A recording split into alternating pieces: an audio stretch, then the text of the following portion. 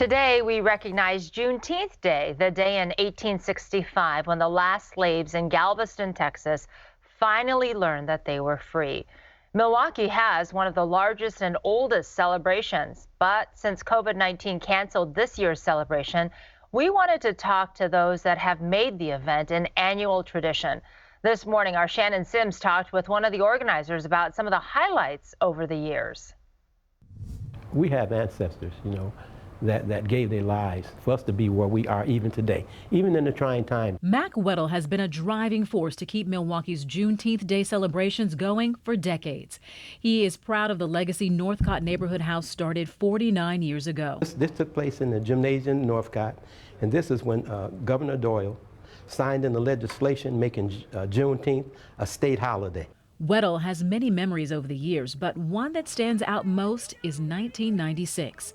Organizers decided to bring in the original document signed by President Lincoln in 1863, abolishing slavery and freeing thousands of African Americans. So we raised the money to fly the person in and the Emancipation Proclamation in on the airplanes because we had to pay for the seat, that the Emancipation Proclamation sat on. They unveiled it during their Freedom Ball at the Milwaukee Public Museum.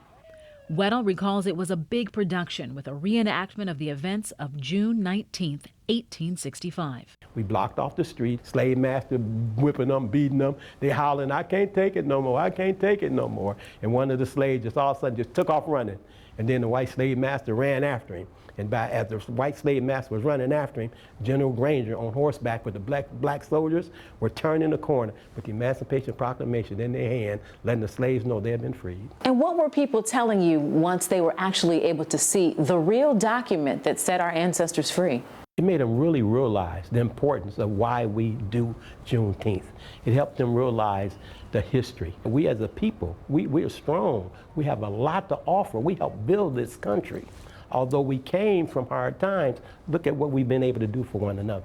Weddle is determined to keep the history of Juneteenth alive for future generations. And we just have to keep it out there. We have to make sure that our young people understand what Juneteenth is all about. Yeah, we have fun. Yeah, it's a party, but there's a whole lot of history behind it. Shannon Sims, TMJ4.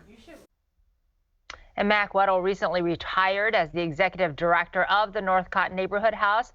Though the Juneteenth celebration is canceled this year, Mac says organizers have big plans for next year's 50th celebration.